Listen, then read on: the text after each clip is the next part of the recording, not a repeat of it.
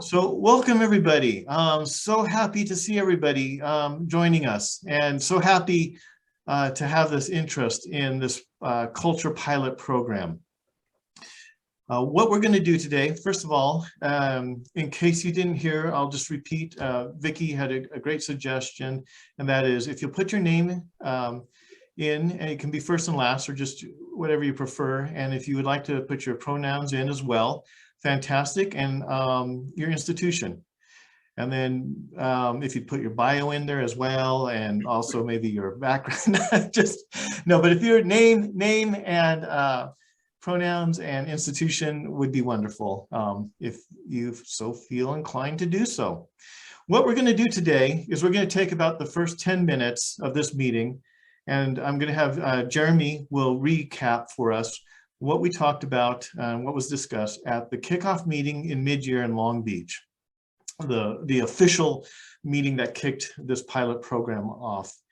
And then we'll take at least 20 minutes during this meeting to break out into breakout rooms, and I'll put some questions. They'll be the very same questions that I sent in the invite for the meeting on the screen, and we'll break out and we'll let groups, and again, depending on how many people actually join us here, we'll figure out how many groups we'll have for the breakout. But we want them to be big enough so there's a synergy involved, but also small enough so that everybody in that breakout group can have a conversation with each other. And that's really the driver of this program, is the conversations you begin to have with each other. In that, we'd like you to designate somebody who will be the spokesperson, because we'll come back, and again, the idea is 20 minutes or so to talk as a whole group about what we talked about in the smaller groups, and addressing those questions. This is really going to be driven by the conversations that we have with each other and the knowledge we begin to share with each other. So any questions then before we begin in earnest? Hey, Jeff, good morning. Jamie Wilson from Georgia Aquarium. My staff is a little bit distracted. Did you say you would maybe give a couple of minutes overview of what this is? We have some team members on here who will be the first time really hearing this. Yes. In fact, that's a great segue. Thank you, Jamie. And I'm going to turn it over to Jeremy now.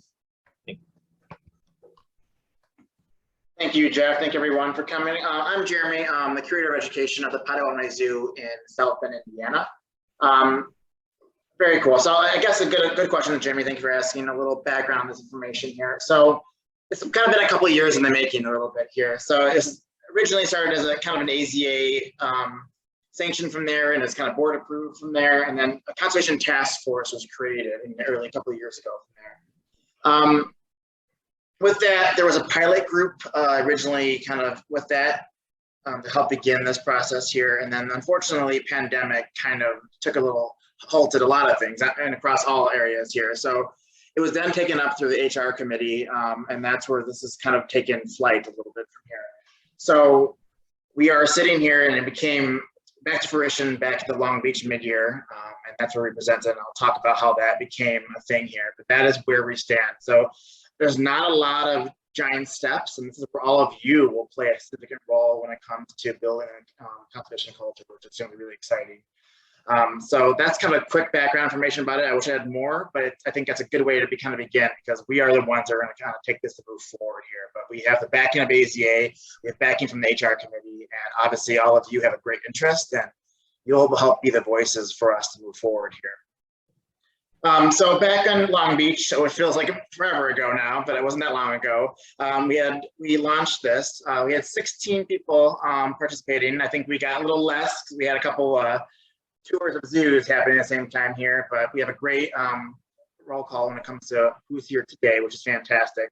So we prompted these questions here, just kind of about, we gave the history a little bit about it, where it began, where we're hoping to go from here, kind of where culture plays a role into it, not only from a conservation standpoint, but how every institution, how every organization has unique culture related to the organization come down from there. So with that, we kind of talked about, we highlighted some individual organizations like Southwest, Disney, some famous ones there. And then I think Jim, from Seattle prompted the question, conservation and culture, they're not the same from their piece, but we realized there's building some of this conservation culture needs to just come from the inside out. So it's gonna be where we stand, how we run our institutions, and what we stand for overall.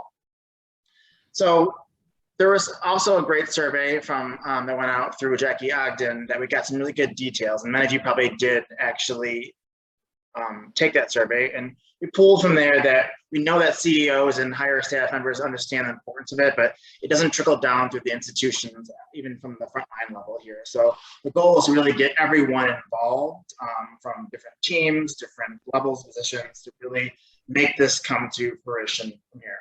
So with that, we did ask from some group work at Long Beach. Some of you were there. I think I'm looking at some of the names there. We asked about how this is going to be successful, how we're going to measure that, how is culture set, is leadership involved from the get-go, and all levels involved from there.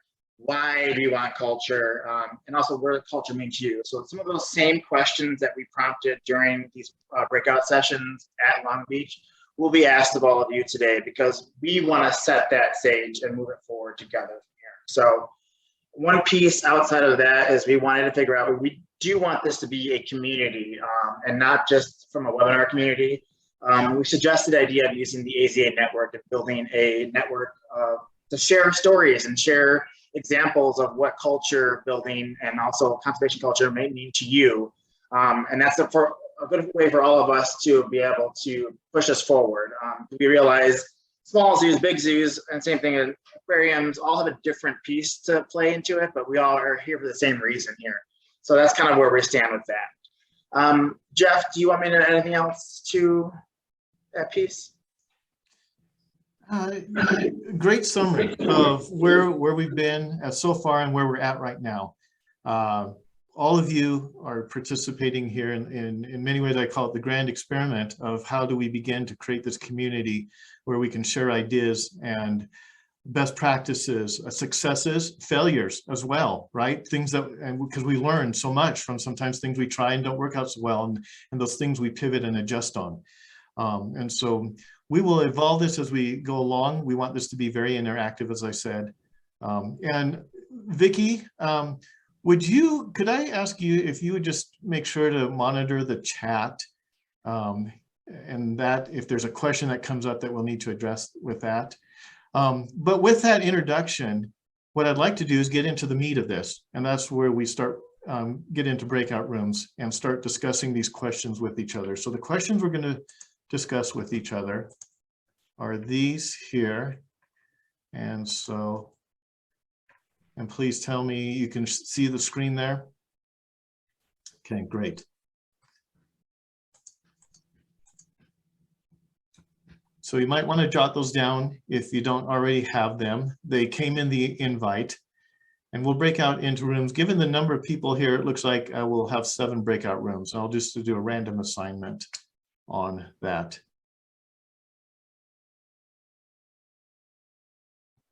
Okay, I think our group got back. Okay. So did everyone, do you have all 3 groups back? They're starting to come back now. Everybody's starting to come back. Yeah. Okay, I don't know about everyone else, but we didn't get through all the questions. You didn't get through all the questions. I'm actually glad to hear that, because it means you were having an engaging conversation. I hope everybody was having a very engaging conversation on this. I know our group was as well. So what we'd like to do with the remaining time, as we said, we really want to make this a workshop and a place for discussion and to come together and to talk about how we start doing things in our institution that will make a difference. So we had 7 groups, and so hopefully everybody had designated somebody to speak. And we'll just start with group 1. Who was in group 1 and who would like to share with us some of the things that you explored and discovered in your conversation about creating a culture of conservation in your organization? I don't actually know which one was group 1. Did we see a group number? I don't think so. I think I was in group 1. Okay. I think that was my group there. I don't know if we actually picked anyone to even say that, so I apologize on that piece as well. Anyone in group 1 want to take this torch? If not, I could be happy to do it. Not. Natalie, maybe. I know you didn't have a chance to talk so much, so if you wanted to take this and run, that'd be great. Well, if nobody's stepping up, Jeremy, it looks like you're it.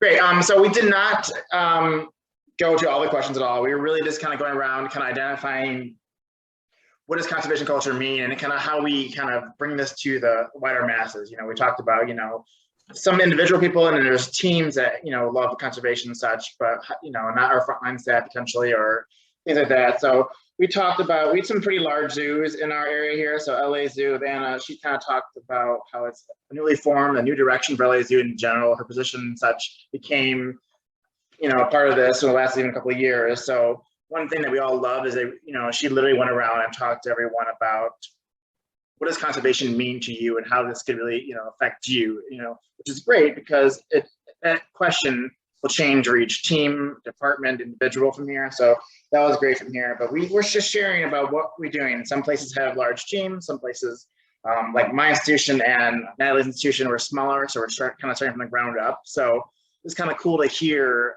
everyone's feedback and where they're at with things. But I think everyone's looking forward to keeping these these conversations moving forward, because I think we're actually going to do some cool things. So that's kind of what we're set at from there. Okay, very good. And given the amount of groups and everything, everybody will have about 3 minutes to share. If you want to take that full time, and if not, we can also go from there. Group 2. Can I just say we were group 2 because I don't know what number we were? You can do that. Okay, so Diane is willing to share for our group. Apologize, guys. I don't have a video that's working today, so I can't show the face. But our team did the same. We did share feedback on where our organizations are at and kind of what they're doing. It seemed to be the most part that most had a conservation science department or division, trying to move away from that. Like, what does conservation do versus field conservation? What does conservation mean for everyone, and what does it look like? We're trying to get that messaging out by having these various departments. Again, some have folded in education, some have folded in development, or that fundraising sort of aspect, because there's a real, you know, real understanding that there's a thirst from staff to know more. There's that global mission. You know, some have hired sustainability directors that tie in the mission, the conservation partnership side, and just trying to engage staff into the conservation efforts as well.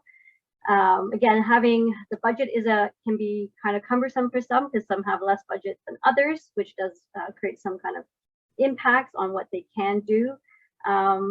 Again, it's just really trying to make sure that there's an attempt that that conservation is part of everybody's job. Again, making sure that there's established messages and priorities. You know, what does field conservation projects do? How do people feel connected? Kind of really just the messaging behind all of that. And again, one question, I guess, really focusing on, you know, making sure that we have advocates. We're trying to build that connection, you know, justify our existence. We have a higher mission, of course, right? And just making sure that it doesn't matter what size we are, we have established departments and teams to kind of build that forward. And again, it really comes down to, as well, conservation impact. And, you know, whether we want to change the numbers, whether it's about increasing knowledge, awareness, something that we need to explore a little bit more, and possibly, again, making how policy could be impacting that. And, you know, whether we want to be creating legislation and not making it an institutional thing. I hope I did an okay overview there, guys. Yeah, it sounds like a great summary. Did anybody want to add to that from that group? If not, then we'll do group 3, and whether we can identify what group or not, let's just have somebody else. How about Amy? We'll call ourselves group 3. Sounds good. We talked a lot about what does it look like for staff across all different types of teams to be engaged in conservation, and sort of structurally, a couple people shared about different programs they had that provided opportunities for staff, or expectation all the way built into performance plans for people to participate in kind of a menu of options, and what does that look like, and the importance of identifying things that were local and really accessible for people who have different skill sets and backgrounds, so that, you know, someone who works works with animals might feel more comfortable doing certain types of activities, but other types of things like litter cleanups or things that might be feel more accessible for people working across other teams. And then we talked about the role of kind of green and sustainable practices as part of that as well, and got into this idea of tying that in order to have a conservation culture, there's also an element of individual identity and sense of that of an individual person having a conservation ethic that ladders up to creating that conservation culture. And how do we build that in our teams?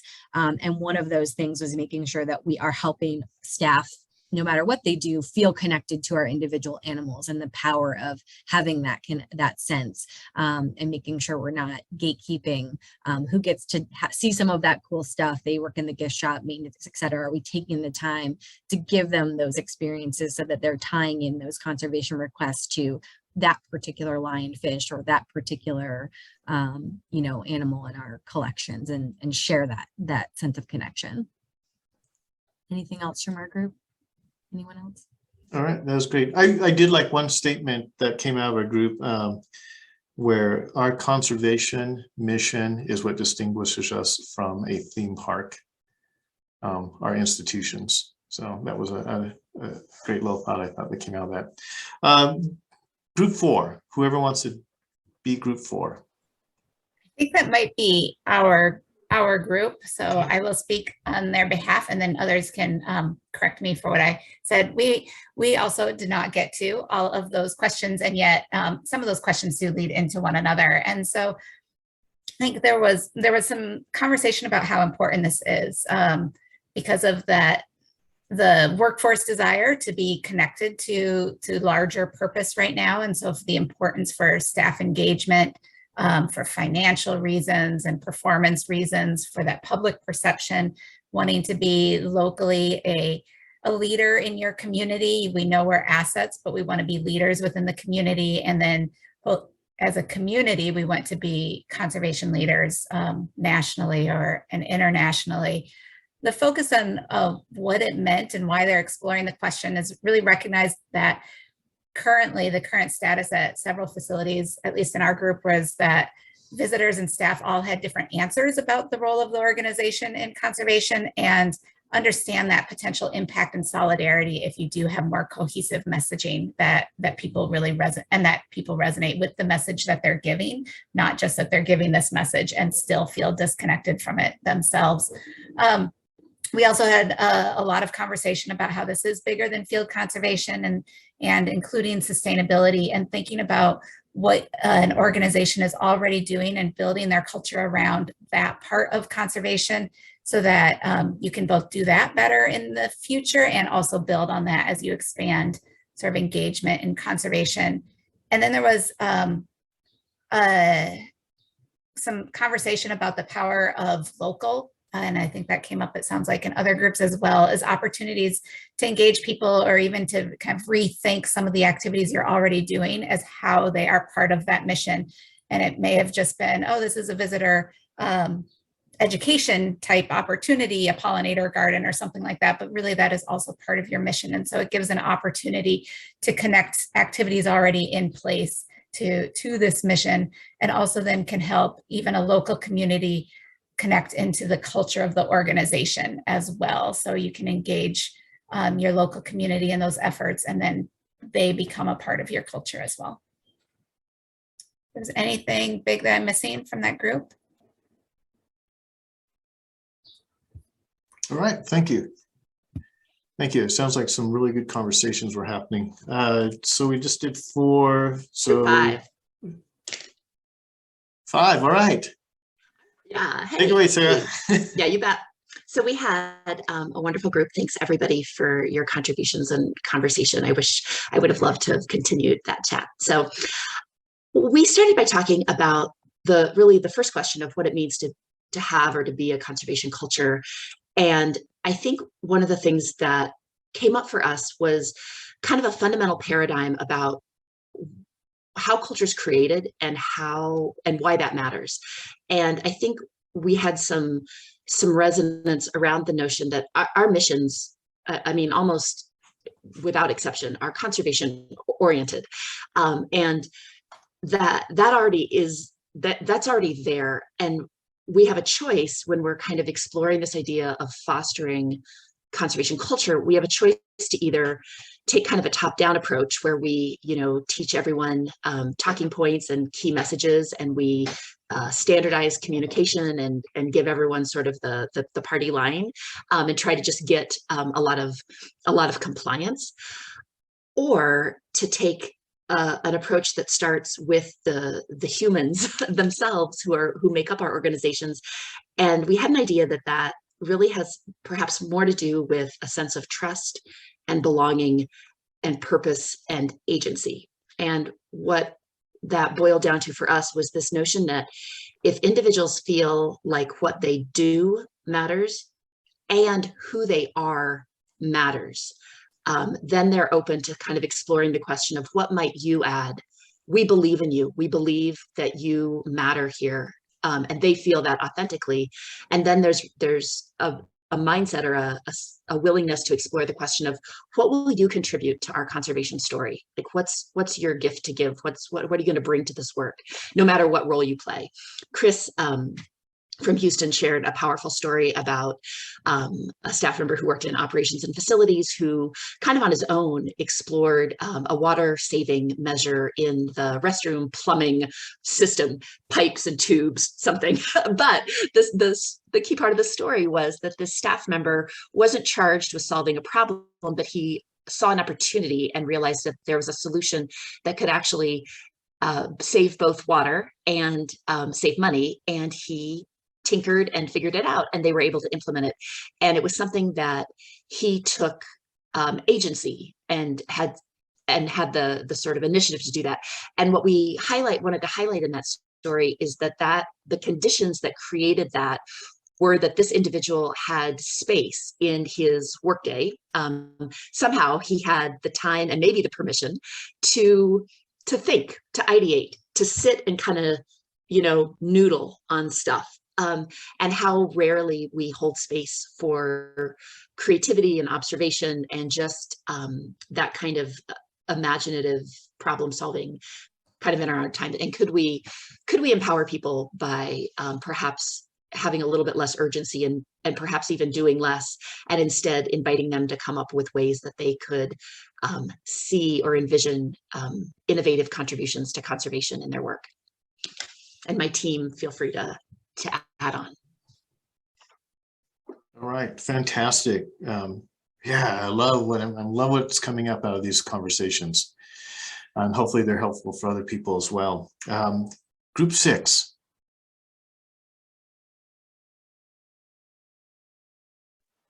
Looks like I don't know that we selected anyone to speak about it, but I have a few notes here. Some of our conversations mirrored exactly what we've heard already, and I wish I could have been involved in every one of these conversations. They're really fantastic. We started off by really focusing on like what does it look like today, and what could it look like in the future? How is it segmented? About half of the team was animal care only, doing this conservation work, and then obviously wanting to migrate that. And then talking about who's driving it, who's driven it in the past and who's driving it in the future. And I think we all came to an agreement that it's really driven from the top, but implementation is everyone. We need everyone to be a part of this program. And then defining what the programs are, we talked about like who owns conservation, and that looks different in every organization. And is it defined broadly, or is there a narrow definition? How do you include all areas of the organization in that definition of conservation work, what that might mean? And I think we talked a little bit about where can we find connections with staff development and conservation work, and utilizing our current staff rather than hiring out. So whether that's a conservation committee or giving time. I love the idea that you were talking about, Sarah, like just letting people think about it. We hire smart people to do the work of the organization, and if they had the permission and availability of time to say, how could I change my day to be, what I call the real world, it's about being more productive.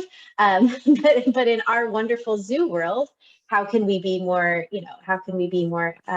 efficient with our resources and our projects? I love it. So that's what I have here. And then local community impact organization. It's like, how do we work with our local community to impact those organizations? So those are just a few of my notes. If there's anybody else in the group that wants to speak up, please too. Fantastic. Let's go to the last group. That is us, group 7. Conservation culture is important because it's part of all of our missions. If the organization is not engaged in conservation, how can we get the greater culture to? We need to put our money where our mouth is, which is putting our mission where our mouth is, essentially. We all have to be a part in it, both at home and at work, or it's not going to be successful. And then we shifted into the other questions, which kind of overlapped. So some of those are, some examples are local habitat conservation and restoration, leading the community, sustainability and green practices, which encompassed the big C, like, saving the world, little C's for conservation, education, population management, and there was strategic planning around all of that. One of the facilities had local conservation grants. One of them had an award for emerging conservationists for people under 40. Other grants for local organizations doing conservation. Conservation being a culture shift to all positions, knowing what the organization is doing. Normalizing conservation as a business practice.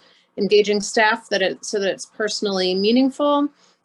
Working to get guests to become more engaged. One of the facilities had guests building little pollinator clay balls, and then the community outreach going and planting them.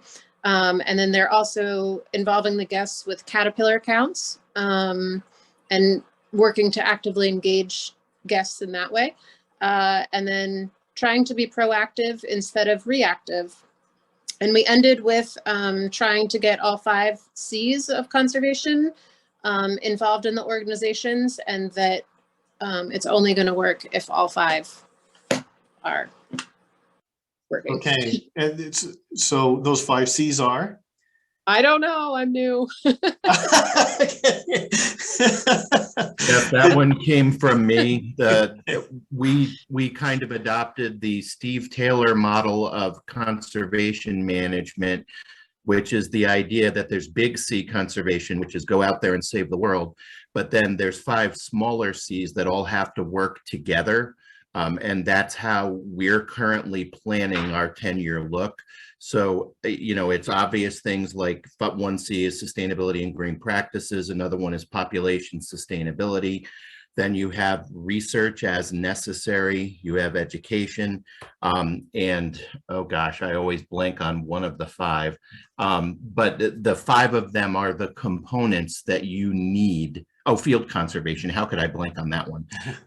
But they're the 5 components that you need to have a real and bona fide conservation action plan organizationally.